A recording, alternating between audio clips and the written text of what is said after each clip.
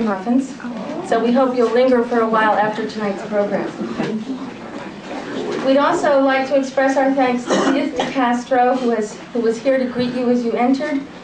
We thank Wayne Grothy for filming this evening so that it will be aired on Channel 27 in the weeks to come. And we'd also like to thank Hope Reese for mounting these photographs, which were very kindly lent to us by Swede Edwards, Helen Godby.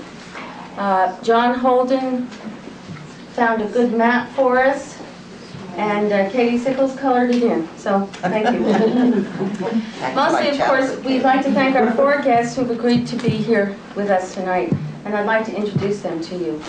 Seated next to me, on my right, is Swede Edwards, who was our only guest not quite old enough to remember the 1930s, but who has a great interest in local history and has collected lots of stories and lots of old photographs of the Southampton area over the years.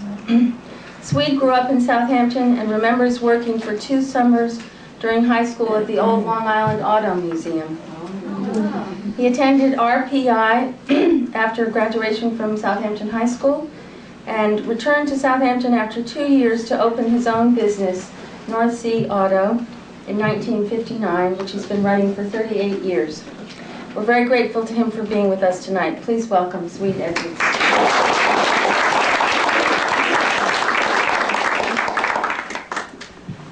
Next to Swede is Helen Godby, who is a 10th generation, I believe, descendant of the Powell family, which arrived at Conscience Point from Lynn, Massachusetts in 1640. Thank you for being here, Helen.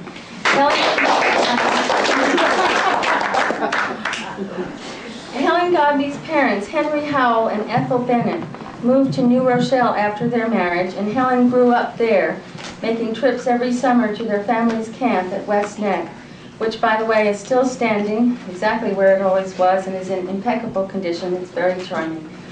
Helen attended the Juilliard School of Music for a year after graduation from high school, then married in 1940 and settled in Southampton.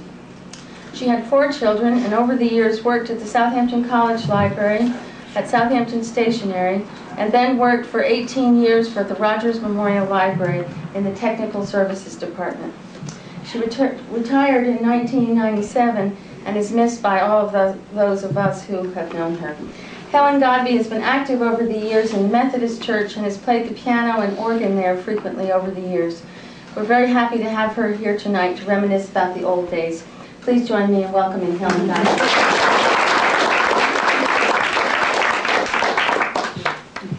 Next to Helen is Katie Sickles, who was born on Bayberry Land, where her father was a caretaker, and lived there until she was 14 years old. We'll hear more about Bayberry Land in a few moments.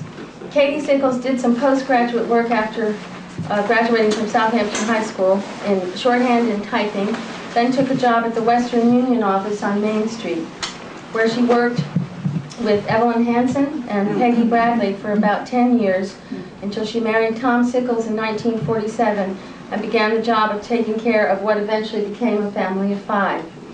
When her 3 children were a little older, she became a Girl Scout leader for 15 years, returned to Western Union in the summers, and later found employment in the admissions office at Southampton College for 10 more years. Katie Sickles has been active in various capacities at the Presbyterian Church in Southampton and has run her own chair caning business over the years and enjoys carving ducks and shorebirds from wood. Please join me in welcoming Katie Sickles.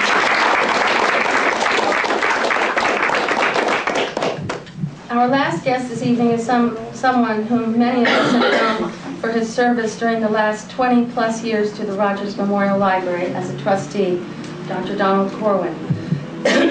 Dr. Corwin grew up in Southampton, attended Southampton schools, then attended Columbia University for a period until his studies were interrupted by World War II. He served in the Mediterranean as well as in the Pacific in the Navy between 1941 and 1945, then completed his studies in optometry and returned to Southampton to practice in a family which produced 3 generations of licensed optometrists. He married the former Dorothy Whitney in 1950, and together they have raised 3 children, all of whom live in Florida. Dr. Corwin practiced optometry full-time until the early 1990s, and over the years has been active in the Presbyterian Church, was president of the Rotary Club, president of the Suffolk County Library System, and has been active in the Masonic Lodge. He enjoys scuba diving, golf, and tennis in his spare time, and we thank him very much for agreeing to be with us tonight. Please welcome Don Corwin.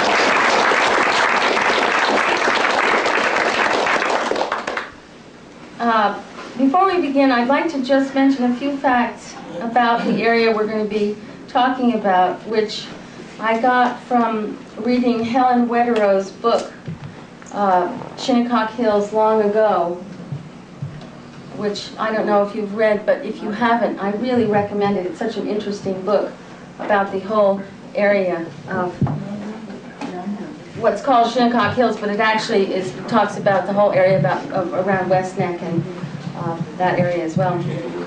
Anyway, this is something I just want to read to you quickly.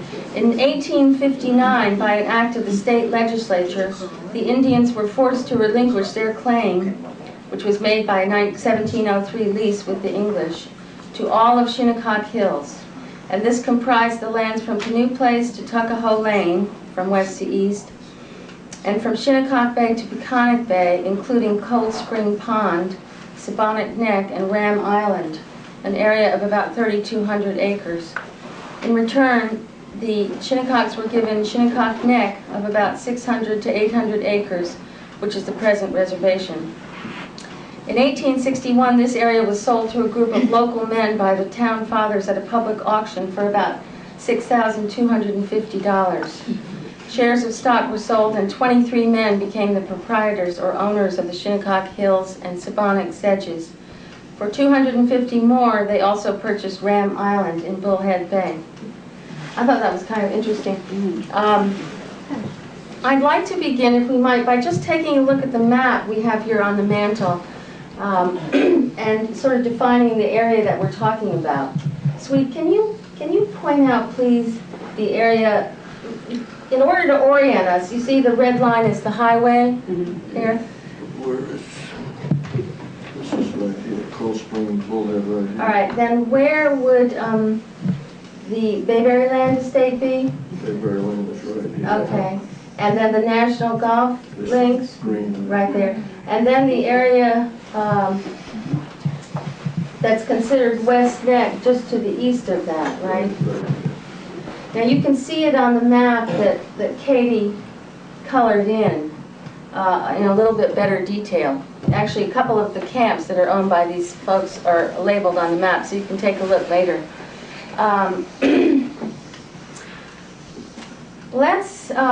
Okay, we found Bayberry Land and the National Golf Course. I don't know if all of you know, but can you tell us a little bit about the yacht club that was located right across from what is now the National Golf Links? How about you, Helen? Well, actually, the golf links is on the bay, but the Sabonic Yacht Club was you come through the gut in Sabonic Creek. Mm-hmm. And members of the golf club who were interested in boating, that was, organized for them, for their enjoyment. And H.H. Rogers had a boat there, and my uncle was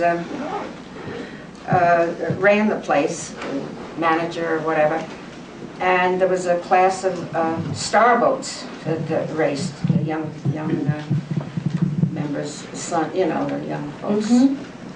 It was called what? Was it called Sabonic Yacht Club? Sabonic Yacht, as far as I know, Okay. Sabonic Yacht Club. And were there two little sort of clubhouses? What was that? A couple of little buildings. Well, I guess they kept equipment in one, and then so long ago, I don't remember.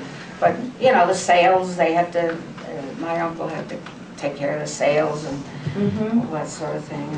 You can see, I guess, if you drive around the National Golf Course now, you can see where it used to be, right? The bulkheads are still out there. Bulkheads are still out there. And the two little buildings that used to be there, one is, you were telling me where they had been moved to, Sweet. One is Stanley Olikowski's house, right next to Tuckahoe School.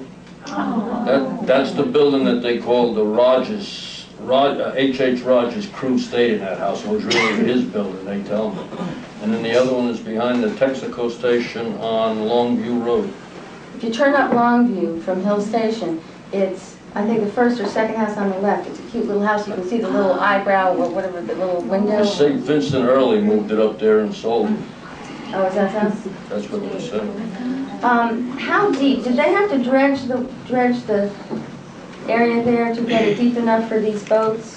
H.H. Rogers dredged, He dredged. yeah, because he had a big yacht in there, and then he dredged all the way up to the Port of Missing Men, his house by North Sea. It was all dredged, the channel was dredged. Sweet, you know a lot about some of the old boats. I mean, all of you know something about some of the old boats. Can you just tell us about some of the more amazing boats that were moored there over the years and the owners? We can point them out on the pictures too. Well, the three that were at the National always were Lucian Ting, Sabia was his boat, and Dora Ben was Benjamin's, and then Charmin Polly and Fan Quai were Rogers. They stayed there basically all the time. And then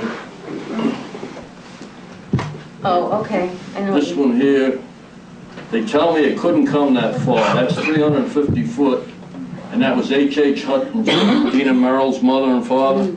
And it was built in Germany in 1931, but they used to come in the bay all the time. And then Katie gave me this picture. This is my grant. That laid off the National all the time. Who's the owner of that? You know, Oh, that's okay. That's I okay. don't have that. And how big were these 230 foot. Wow. And then this is Harold Vanderbilt's motor yacht, because he had all the sailing yachts, but this was 159 feet, and he used to come to the National and play golf all the time. So that's his boat. And about what era are we talking about with these? 20s? The 20s? 20s, I would say. Early, it went on into the 30s. Well, I shouldn't say, Vanderbilt's boat was built in 29, so, and Hutton's boat was built in 31, so it's got to be 30s. Yeah. Now, why don't you tell us about that boat in the color photograph? They say that this is the Olympic, and this is Robbins Island over here, and this is Cow Neck, and they say it brought the Duke of Windsor to play golf at the National in 1936. This is what they told me. I don't. They say it's kind of big to be in the bay, but I don't know. It got there. I don't know if any of you ever heard of it, did you? No, Huh? it's a big joke, isn't it? I think it may be a joke. But I can remember being on H.H. Rogers' boat when I was a youngster, and it made such an impression on me. He had an electric piano in the deck, and Roy Rulin, I'm not sure if he was the engineer or the captain, but he took me aboard, he pushed this button, and to this day I can remember this piano coming right up out of the deck. You got to remember, this is back in the 20s. And I believe there are some pictures showing this coming up out of the deck. And then his lifeboats were also electrically operated. And when you consider this was back before 1930, I mean, this was big stuff for a young fellow to look at. We have a little article, I think, that you lent me, that you can browse through later, but I think it says in the article there were 22 electric motors. I mean, everything was Everything on the motorized. boat Everything was was electric, yes. Apparently he had spent years trying to devise the sort of perfect boat, and this was it. It was 32 motors and 17,000 feet of wire to operate the motors. It was 32 or 39 motors that operated the windows, the boat, the piano, everything was done electrically. Apparently he was a gourmet cook and he had a just state-of-the-art kitchen and sounded The article phenomenal. says that him and his bookkeeper, they used to do the cooking when it was really, Katie calls it, didn't you say, or who told us that? No, Mrs. Luke told me, it was a dinner barge. If you look at the pictures, it was all dining room, and he used to take everybody out in the middle of the bay and cook them dinner. Mrs. Luke said that. Her husband worked on it all those years. Katie, did you see that boat? No, No? because that was up there before we got up there. Okay. But I wanted, can you tell us the story about the boat that you saw that was the piece? Oh, sure.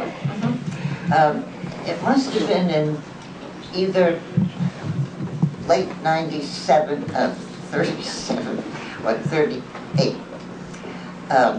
One day we heard these heavy motors, and it sounds like a whole bunch of airplanes coming from the east. And we watched, waited. To go back, my father was in charge, then it was called the National Yacht Club. It was for members and guests only. And we stayed, there was a clubhouse, and the other building, my mother and sister and I lived, and my father lived in that for the summer. So we heard these motors coming, and we watched, and we didn't see any airplanes. Pretty soon, off the beach, we could see this boat coming. The spray was flying like crazy. It turned and headed in the gut that goes into, by the National, and then down to West Neck. And it was low tide, and my father said, they're never going to make it through there. But it didn't have a lot of superstructure. It came in, it must have been at least 65, 70 feet long. Came in, and it tied up at the bulkhead in front. And a couple of men got out, and they went up to the National Golf Club. And while they were gone, the captain of this boat said, would you like to come, bring your family on, and see this? So we did. There's a machine gun mounted on the front.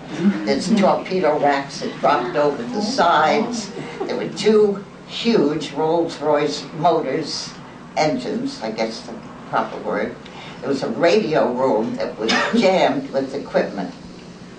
We still didn't know what all this was about. So then the men that had been on the boat, plus some others, came down from the National, got on board, and they took them out in the bay. And if you could have seen that sight, this boat went tearing down the bay, and the first thing you know, it's coming back the other direction. It's zigzagging all over the place. And they were really going through paces. So we came back, and the men got out, left. Can you guess what it was? It was the first PT boat. And the Navy had sent men, and boats came from the Electric Boat Company in New Jersey. This boat did. And they brought it there for the government and Navy men and men from the boat company to demonstrate it, to see if the Navy would sign a contract, which you all know they did, because you all remember PT 109 and a young man named Kennedy. But to go back, the Navy, or the government, wanted a fast, highly maneuverable boat that could go in and out, but could also attack. So they, in 1937, they had a contest open to boat designers for a boat that would be what they wanted. But Great Britain had designed two boats of this type. So they got the plans for the ones from Britain and the ones from the United States, and they built them, and they tested them, and they found that the ones from Britain was the best one. And that is the design they used for the PT boat. So history was made out there by the National. When the government said, yes, we want them.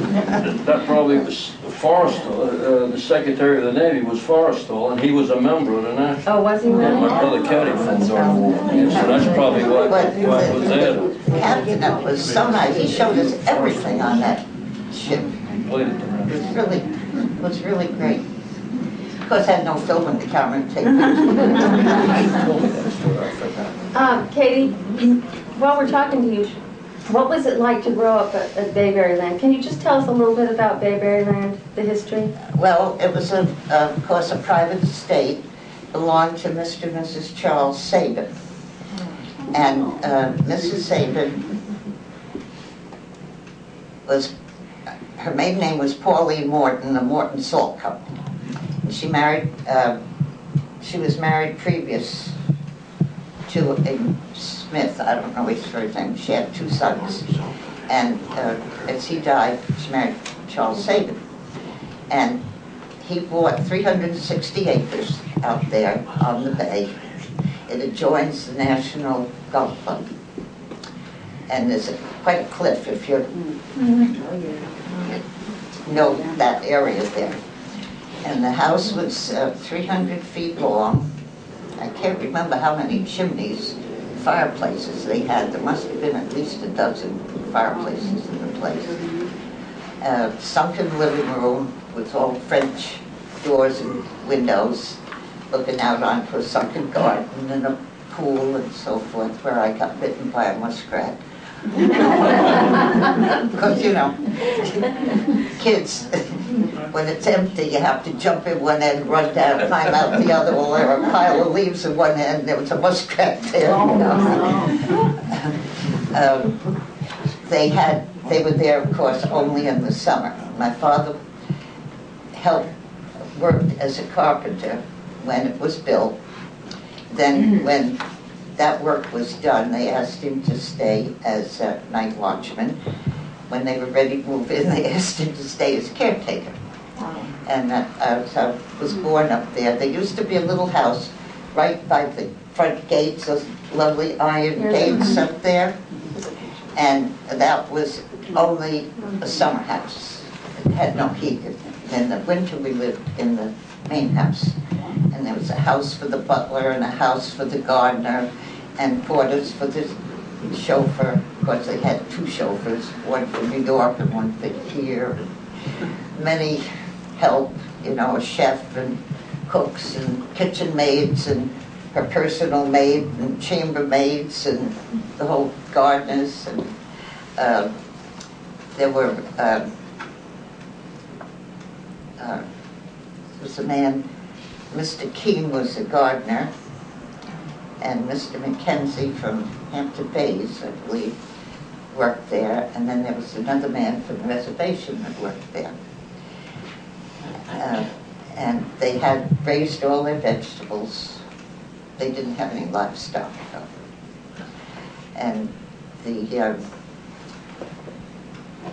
Mrs. Sabin was into politics, and she was head of, I can't remember, it was a Republican and Democratic National Committee. So she would have big parties for all these politicians, and they would have Japanese lanterns outside and the whole bit. And big doings. That must have been a real amazing childhood. It was, yeah. I think it's one of the largest properties around. I guess it is in Southampton, yeah. And of course now it belongs to the International Brotherhood of Electrical Workers.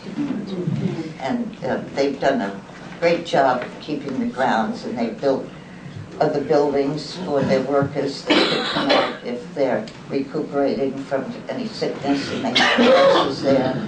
They have a camp for the children, Camp Integrity, and you might have seen that sign.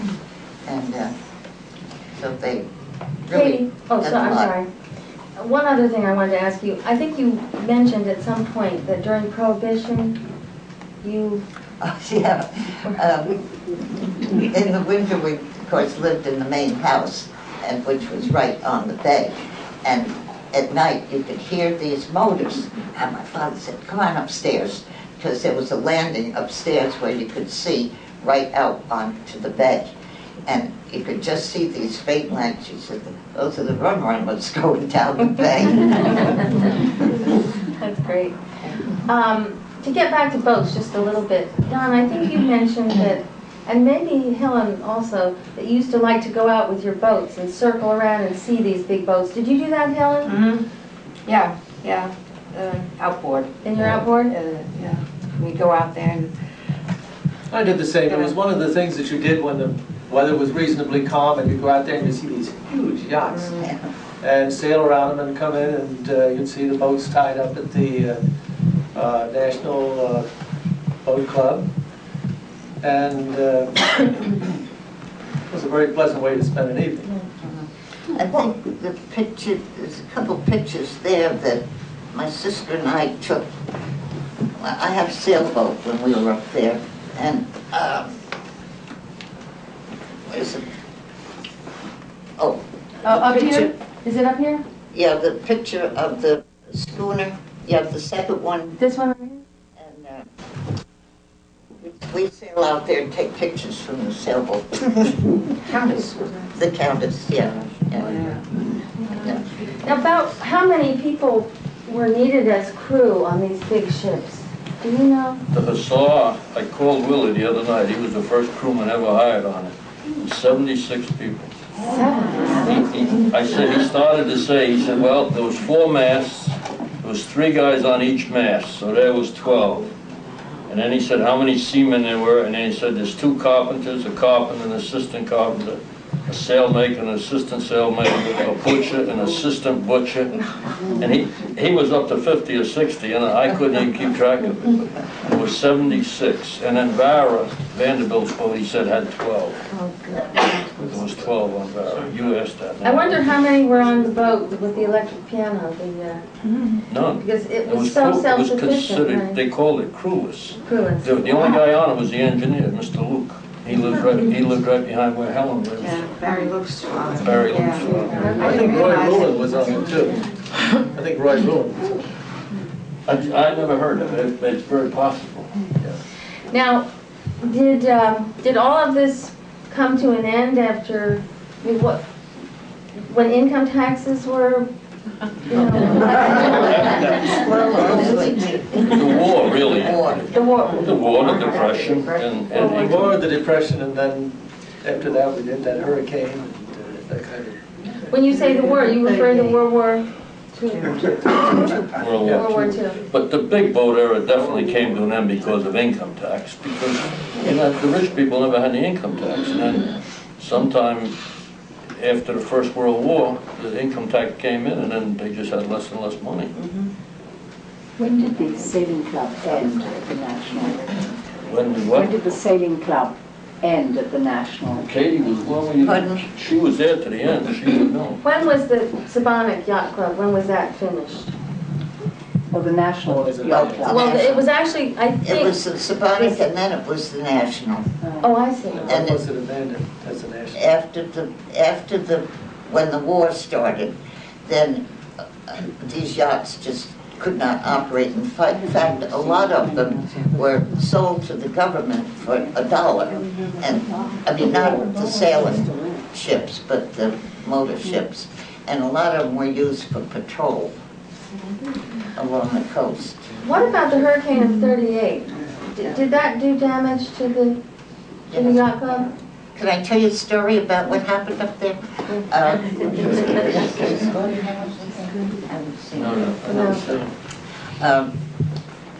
Gordon Hammersley, if you know Gordon Hammersley in town, his father had a 90-foot schooner. Right in that frame, it's right in that frame, if you hand it to her, Don. Behind you, that frame. No, to your right, your right, turn around to your right.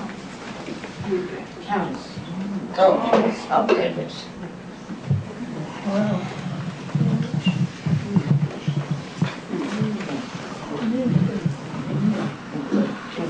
See? I think it was 90 93. And of course, it was too big to come into the yacht club, so it lay outside. And they had a motor cabin boat called the Bambino that was the tender to take it back and forth. And the captain of the Countess was a Captain Nelson, and Captain Edwards, and I think he was from Cork or East Cork, was in charge of the Bambino. Oh, the hurricane came, and Captain Nelson had gone ashore because his family was spending the summer in the village. So he had left in the morning to see it, and it really got storming, and he got worried about the Countess. But he decided he better get back up there and go out and get on board. Well, by that time, The bay was like the wildest ocean you could imagine. Terrible waves breaking all over the place. But he was determined to get back on board the Countess. So he got a hold of Captain Edwards and finally talked him into taking him out to the Countess. My father tried to discourage him, but no, he was adamant about it. So they headed out. My father said he never expected to see them again. The Bambino would simply disappear from sight between the waves. They got out to the Countess, but both boats were rocking so that they couldn't get the Bambino close enough for Captain Nelson to get on board. So from the Countess, they threw a line to Captain Nelson. He tied it around himself, jumped overboard, and they hauled him aboard the Countess. And Captain Edwards came back safe and sound. But they had two 500-pound anchors out on the Countess, and they had the engines going full speed, and still that schooner was dragged all the way down to Roberts Island. Just wouldn't think it would be possible in the bay, would you? Helen, can you tell us a little bit about your family's history out in that area and where your camp is and so forth? Well, camp, still there, was built in 1902. They called it Skeeter Lodge. But then the story goes, my grandfather found in a history book an Indian, Y. Bennett. It was like his name, so then he changed it to Y. Bennett, Camp Y. Bennett. And they had a lot of fun, the family, my mother and uncle, and they used to come out, horse and buggy.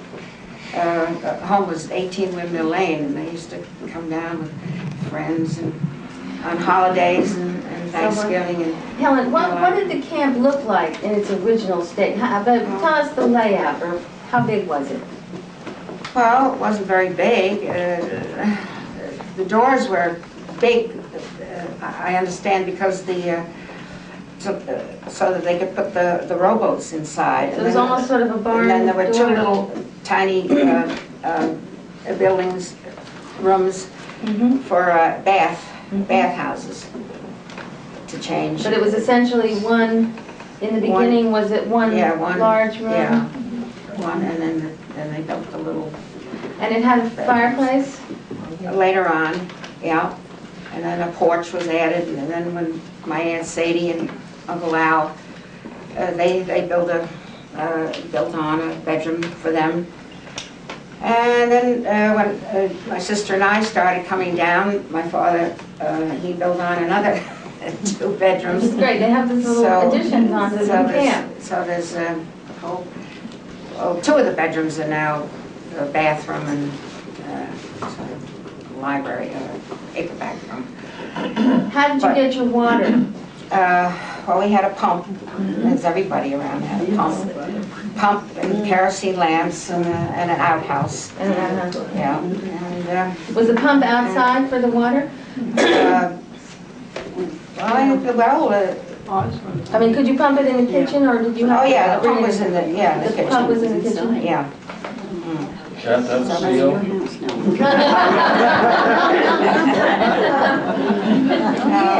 Other camps around was Mercer, Mr. Mercer, Don Mercer family, and they had it was next door.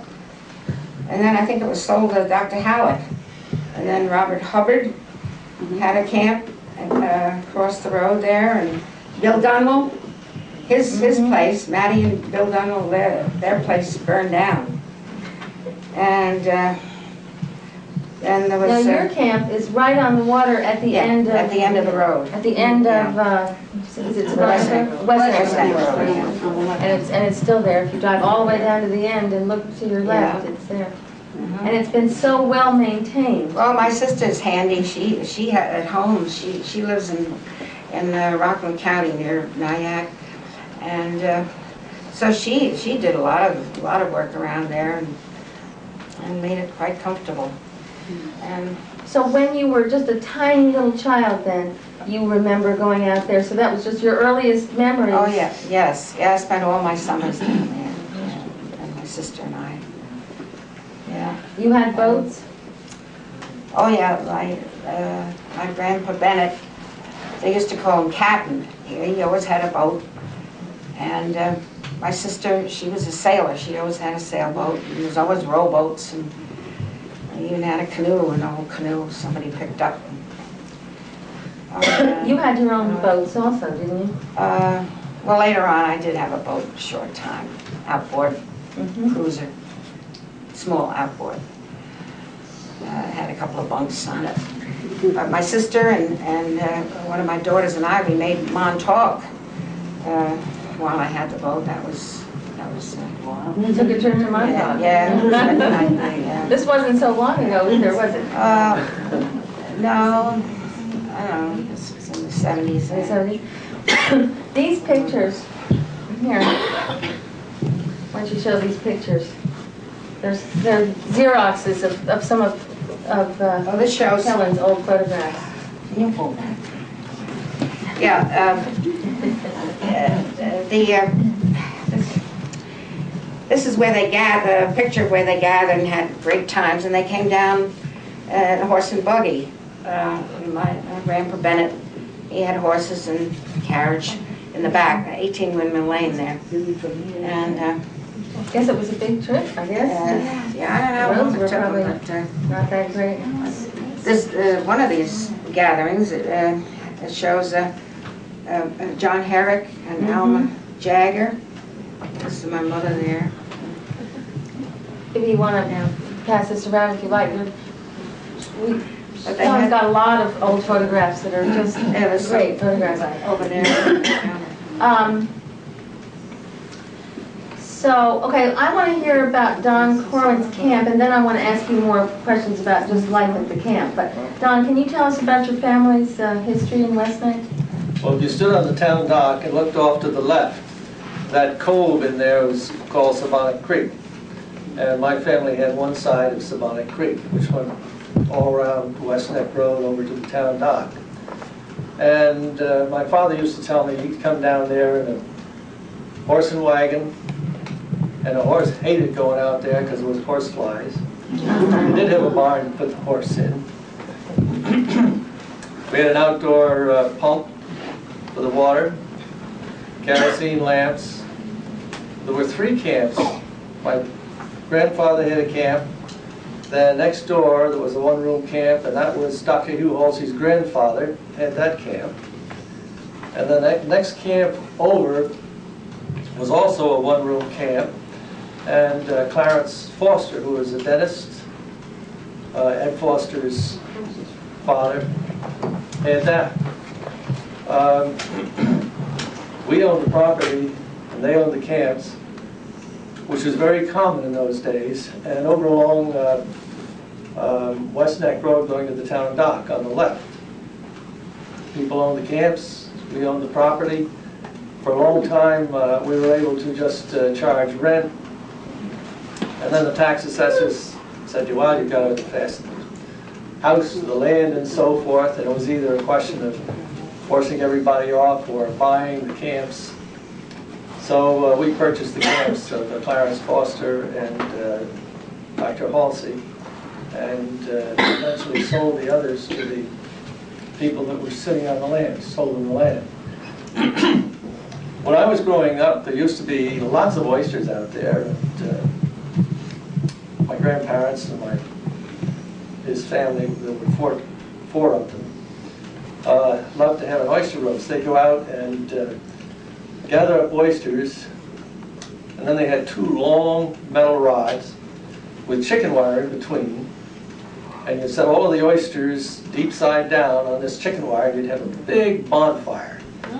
We had a couple of huge logs, and you'd sit on the logs, and then we had sticks with a V in them, and you'd put all this rack with the oysters in these sticks and just sit there and wait for them to pop. And you had those things snap and open up, and for many a good meal there. That sounds great. And There were you, lots of blue crabs who used to be able to go on the edge of the creek. And you could pick up a bushel of blue crabs almost any time that you wanted to when I was young. Scallops. And scallops, when we had the regular seaweed out there were a lot of scallops right in the cove. And then after that got the virus, the scallops did come back, but never in the same manner. was that in the fall? For scallops? Oh, yeah. So would you go out to your camps on weekends in the fall? When I was a youngster, I went out there about as often as I could. Yes, we were out there weekends, and then later in the fall, when I was in school, I'd take some of my friends out, and we'd go fishing or crabbing and so forth. I can remember one time we had a fire in the fireplace inside. My mother knitted me a beautiful pair of socks. And we were out, and I fell overboard, which most of those things happen. So we came in, we built a roaring fire, and I put these socks over the grate. Well, about half an hour later, I picked it up. I had one sock, one half of the sock, and the other half was just laying there. Do you remember how much rent your father got for the land for a cottage? It was under $100. In 1959, I went to him and I wanted to rent a piece of land down on the creek, and he said, I think he told me $75 a year, you build a house and you pay the taxes. He was still doing that in 59. Wow. It was I think he told me $75 a year. Well, I think we started out with $25 and went up to 50 and went up to 75. 75, because your house was From that the way. 30s all the way up. Your house was that way too, right? You mean your You paid rent too? You Your don't house own the was- property? We didn't own the property till, what was it, in the 70s, Dawn? Yeah, Yeah. it was very common for people to build on somebody else's property. Oh, yeah. We were talking about this, so it was something not just for people who were wealthy or just an elite bunch. It was just, was very common for local people to have camps. Yes. And were they usually built by the families themselves? As family projects, generally, yes. Our camp started out as a two-room camp with a fireplace, and then eventually had a second floor, then a big porch. We had a tree, grew right up through the porch. We built around the tree, which was rather a mistake. When we had the hurricane in '38, that kind of tore the porch out. We finally had to cut the tree down. I remember you telling me a little bit about the hurricane of '38 and your experiences. I was in high school at the time, and after the hurricane, I think it was Ted McAllister and myself, across from us off of Millstone Brook Road. We got on a tree, these huge trees. Oh, that was a beautiful, beautiful woods there, all blown down.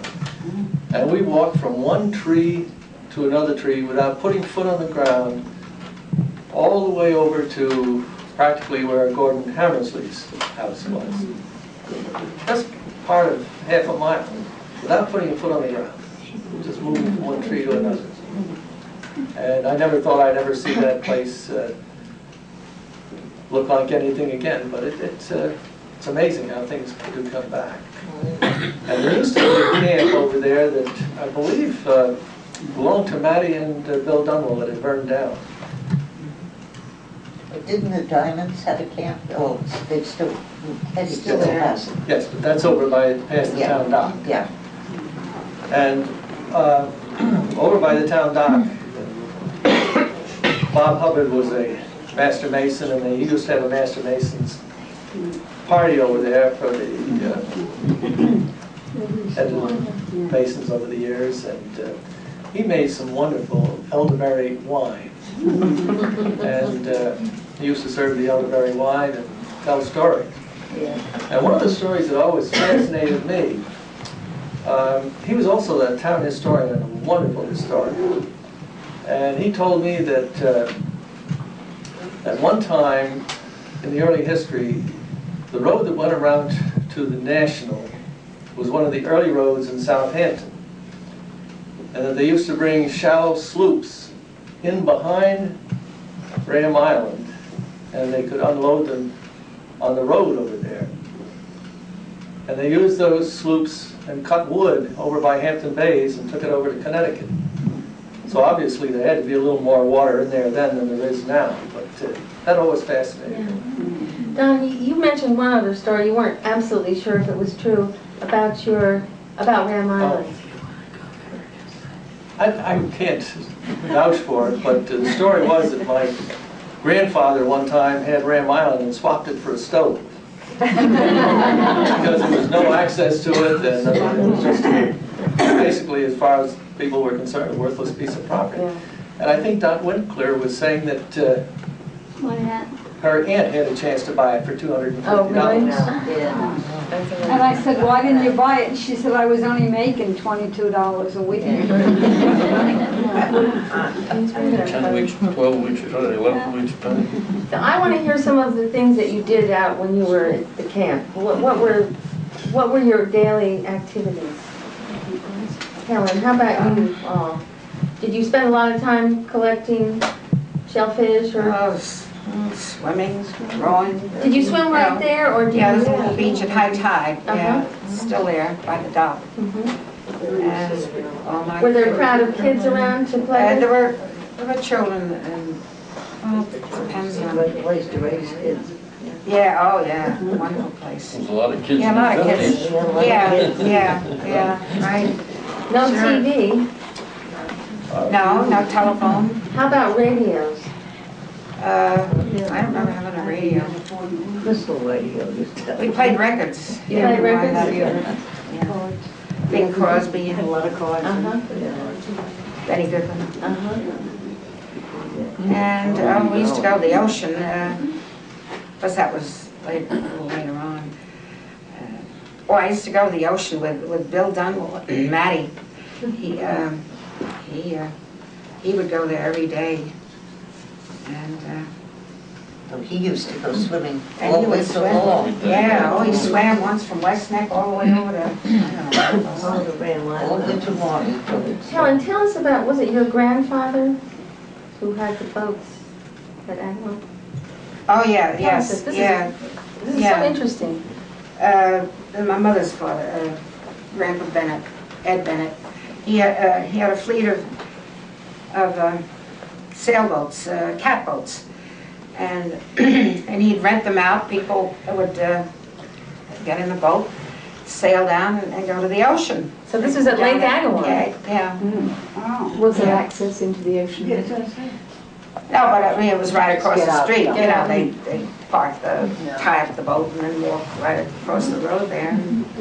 So they ran the Yeah. boat for the day and then they brought Yeah. the boat back? Yeah, The kids used to have the prams and sail too. that was West Neck, yeah. They had Down they West had Neck. plans. But what about when we had Tilly Doring and George? Oh, yeah, And they they were ran careful. a fishing boat off of. Yeah, they took charter, Yeah. yeah. People from Out of Fish West Cove Inn, Yeah. for weak fish, he would take them out. And, Wasn't it? yeah, that was quite a business. And Tilly Doring, she kept in charge of the blood worms. She used to have a German accent, blood worms. And then, That was the only house with, yeah, and skimmers for the what do you call it? Bait. We used to catch shrimp at Little Peconic, and that was for, Donnie Sauce, and then you sold them to Albuquerque, but they used them for chum and wheatfish.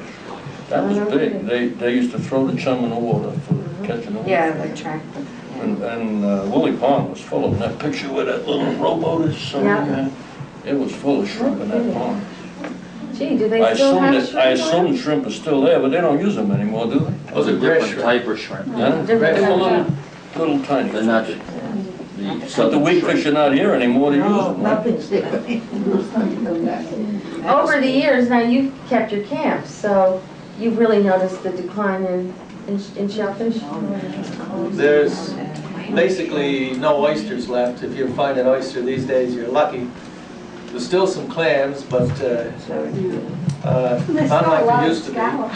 I mean, not scallops, mussels. My family still has clam bakes, though. Yeah. We Do you? use the metal hook and lay the clams on a paper and roast them. And boy, when my children come up from Florida, if we don't have a clam bake, that's bad. No more crabs? So Don, what did you all do in the evening or for entertainment out there? One of the things I did for entertainment one time, I probably was about my nephew Travis's age, and unbeknownst to my mother, I got in the outboard and went out in the bay and went down to visit Bob DeRee. At that time, when you went down towards Cold Springs, that was just a barren strip. And there was one house out on the end of it that belonged to Fred DeRee. And when I finally came back, my mother had been looking for me, and I really got the devil. And how old were you? I can't really remember. I suppose I was about 12, something like that. 10 to 12. Yeah. Well, to reach camp was built in 34. I guess kids who spent time out there really learned how to be, fairly responsible. I mean, they learned how to, to drive boats and things like that at young ages, right? My Oh, sister yes. ran an outboard when she was nine Did years she? old. Wow. Yeah. She My always had a sailboat. my youngest son was probably, how old was Ray? He was about 4 or 5, I think. And he wanted to go out in the outboard. And I said, well, you're not even strong enough to pull the string out of that outboard. I said, if you could pull the string, I'd let you do it. He gets in the boat, pulls the string, starts it, goes off to another dock. So, How about your canoes? You used to have a lot of oh, yes, we used to have a lot of fun with canoes. We did quite a bit of canoeing, and when my sister-in-law Betty was in college, she used to come out, and Betty was very strong. We always had her carrying the canoe. She also did a good job with the side dress.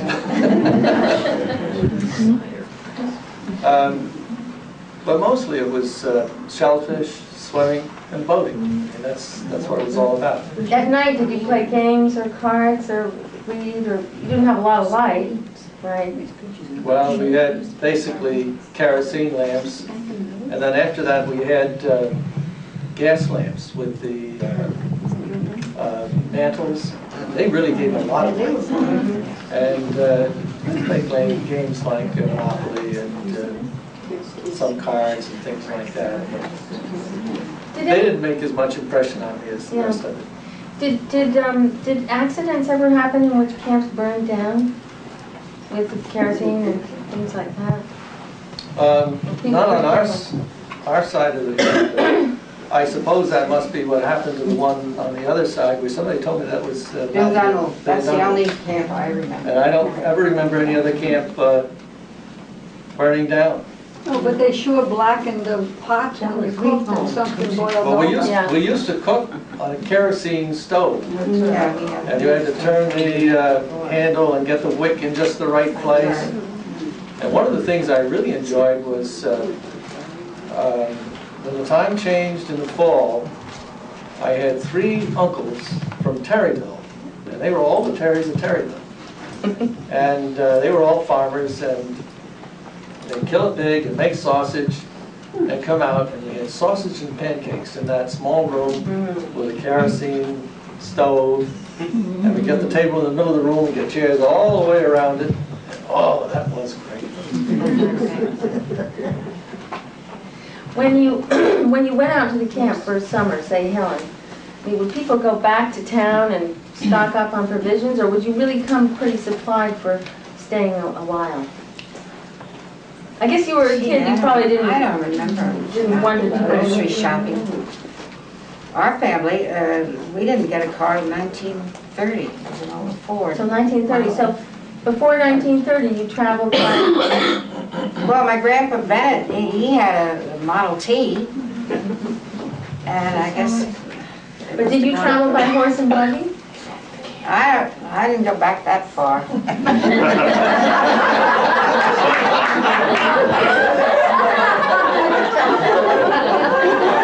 I was born in 1916, in the middle of World War I. When you say horse and buggy, Art Thomason told me they used to come from the city. The first night they stayed in Patchogue, and then the second night they came here. Or either they would take the team of horses on a ferry and go to Sag Harbor, and then come from Sag Harbor to North Sea. That's how they came. It was either a 2-day trip on the wagon or a 1-day trip on the ferry, and then take the horse and wagon from Sag Harbor. That was around 1905 or 6, I think he told me. I do remember my grandfather telling me that at one time they went across Peconic Bay in the wintertime with a horse and buggy. Did you go ice skating out in that area in the winter? Well,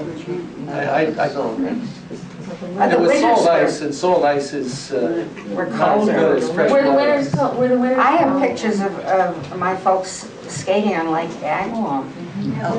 Yeah, but you don't see that. Don't see it. That hasn't frozen over.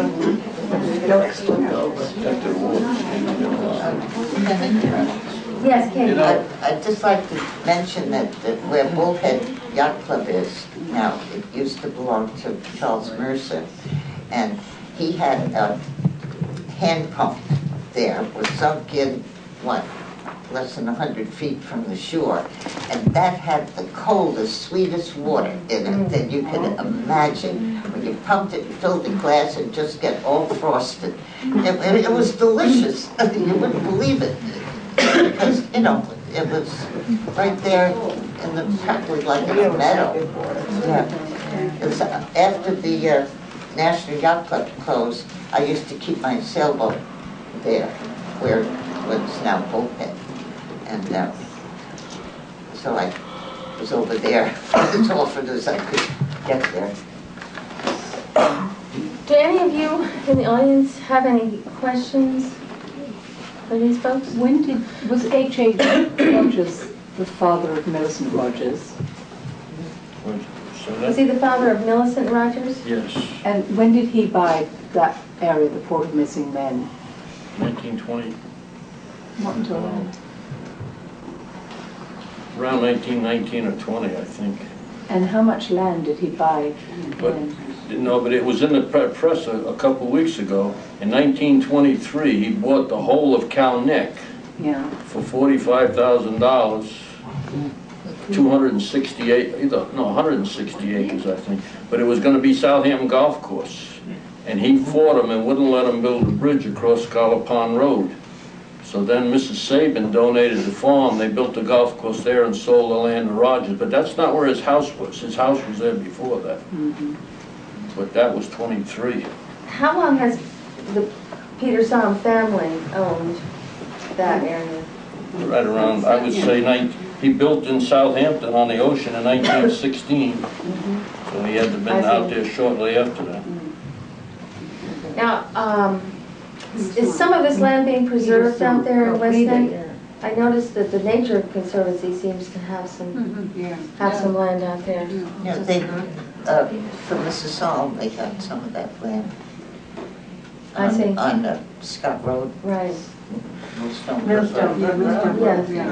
Yes. Somebody recently bought land in memory of, do you remember the name? In memory of somebody. A nice trail there, and there's a place to park, and there's a nice sign. Eleanor and I walked for 15 minutes, and we still didn't get to the end. We got That's a tired. nice walk back there. Ellen, what were you going to say? What is the Port of Missing Men? All right, what is the Port of Missing Men is the question. One by Austin.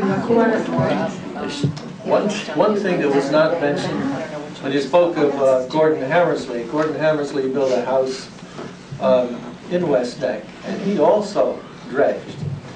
And he had not a boathouse, but he could bring the boat right up under the front portion of the house. Yeah. Yeah, I had a lift and everything. Still there? Yes. Under the house, part is still Still there.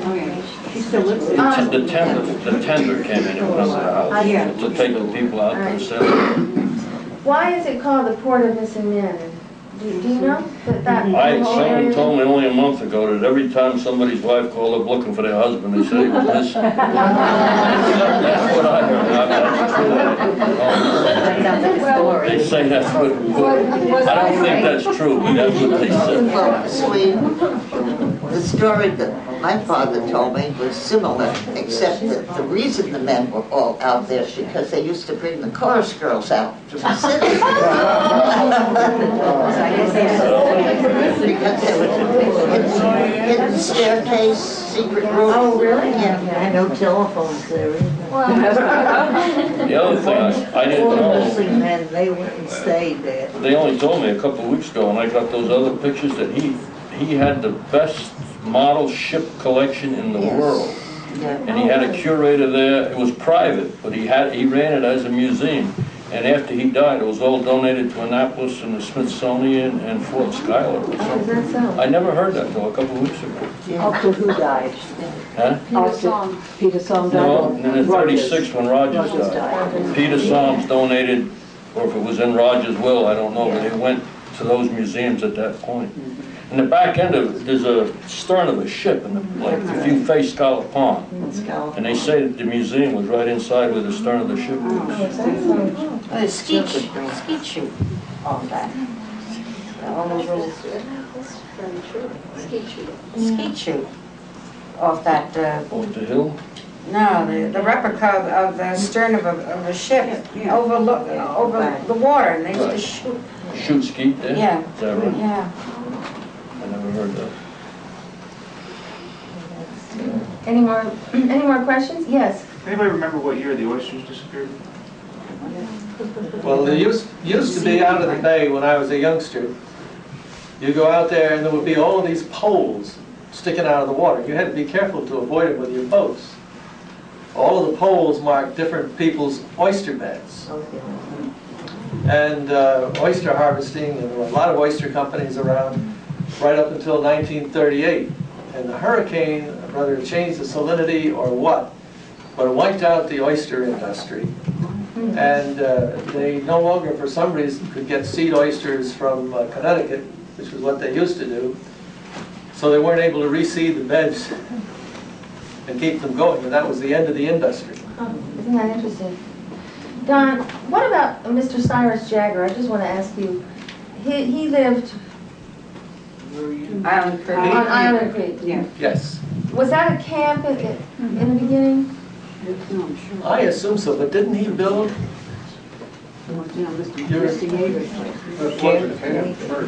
was James Madison Jagger. Oh, okay. He and my grandpa Bennett built the two camps. Okay. That were both out there on Island Creek? No, West Neck. Oh, I see. Cyrus Jagger, that was another Jagger. I was thinking about Cyrus because Oh. Don Yeah. was a really good friend of Cyrus Jagger, Well, who he just lived died there. at 103. Yeah. He loved oysters. Oh, He loved Had oysters. oysters in Mecox Bay though, till not that long ago. oh, there's still oysters there. There's still oysters in Mecox? How long did the hurricane last? How many hours or days? John, can tell he was hit. How long did the hurricane last, she wants to know? How many hours? It was only an hour or two, wasn't it? Well, yeah, Well, it was a little longer than that. maybe a couple of hours, then there was a lull, and it came back. Yeah, we had the eye of the hurricane went right over us. Yeah, there was a lull, and it shifted around, and it came back again. It was, went into the evening a bit, I think. About from after lunch sometime, maybe 1 or 2 o'clock, and then. Well, we were still in school, so it had to be, we were still in school, so it had to be Yeah, in the afternoon. early afternoon. Yeah. In the morning, I remember one of the policemen came around, told my father there's a big wind coming up. In the afternoon, you better get home, you got a tent or anything up in the yard, or you awning, take it down. He set me up, and I took the tent down, I guess we kids had. Came back and went to the store. By golly, pretty soon the wind really came up. It was really going. I'd say probably 2 hours, and then another 2 hours after that. I would guess that's about right there. And how bad was the destruction? Pretty big. How many houses went into the sea along? I don't remember as much about the beach. Our camp over at West Neck, we had a porch on there with a roof on it. And that roof came totally off the porch. And how it got between the trees, I have no idea. But when we came over, the roof was laying flat on the ground behind the place with trees around. And there were so many trees down that my father said, I guess we're going to have to build a new road to get in there. But Pete Moore came by and said, you know, I'd be willing to saw that up for the wood. And first thing you know, he'd sawed up all the trees, and the road was usable again. Oh, I got another little story. When we first decided to get electricity, my father said, well, we can't afford to get the lighting poles and bring the electricity in. So he talked with the lighting company and said, well, will you deliver to a small place? I said, sure. So we had an outhouse. We put the outhouse, the first one, over on West Neck Road, and my father and I went through the trees and cut off the branches and topped them, so we had a series of posts, and we nailed pieces on it, and we ran the wire from the outhouse all the way into our camps. That was how we got our first electricity. Well, the first year we were up at the National Yacht Club, there was no electricity in it. It had been electrified. They had one of these Delco systems, but it had broken. So we used kerosene lamps, and my mother was cooking on a kerosene stove, didn't make her very happy. And there was a man that came in and would stay for weeks on his boat. And then in Florida in the winter, he was a millionaire. His name was Mr. Bourne. His boat was the Little Stranger, and he had a captain, a sailor, and a cook. And that was practically like his home. And he was very upset. He said, there are no lights here. How does your family live? You have no electricity. But he barreled up to the National, of which he was a member, and he said, I want you to put electricity down there at the yacht club. He said, the docks, the bulkheads should have lights on them, and the clubhouse and the little residents should have lights. Oh, we can't afford it. He said, okay. He said, I'll put lights on my dock, as he called it, because he was there most of the summer, and in Captain Gray's house, but not the clubhouse. Well, when the National didn't like that, so then they decided maybe they better put electricity in. But he was just going to give his dock and our house lights. Well, those of you who've had camp and spent a lot of time in this West Neck area, can you just tell us a little bit about what it's meant to you over the years? I wish it was like that again. Well, to myself, having grown up there and enjoyed the advantages of a childhood, my family and Tim and Travis, Tim has had the advantage of growing up there, and Tim and I, as far as we're concerned, as long as we can keep it as natural as possible for as long as possible, it's our intention to do so. Of course, you can't tell what the next generations will do, but that's our intention. How about you, Helen? You really loved your camp. Yeah, the best, some of the best, well, the best years of my life, really, are spent at West Neck, and my daughter over here, she has a lot of memories. Yep. I What a tried to wonderful talk her gift into- for your kids. Yes, And their kids. definitely. Now, sweet, you didn't have a camp there, but you spent a lot I of spent a time. lot of time at that camp. 3 daughters, right? And a good-looking tenant. And Katie, you weren't at a camp, but you were out there, and those must have been wonderful years for you, too. Yes, Don? One thing, I don't know if people here would remember, but Dick Foster and Rod Foster used to have a group they called Rogers Rangers. And they loved to go out and camp and tramp around. And they would eventually wind up over at Clarence Foster's camp and sleeping on the floor. I think you were involved in that, weren't you?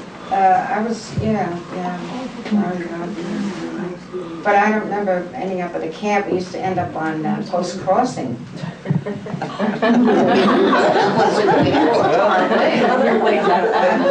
Yeah, we did. We moved off to the woods, but we ended up there. And I remember the peanut butter and jelly, cream cheese and jelly sandwiches. That was a favorite refreshment. Yeah. Well, it's been wonderful hearing all of you talk about those days, and it's just a pleasure to have been here with all of you, and I want to thank you so much.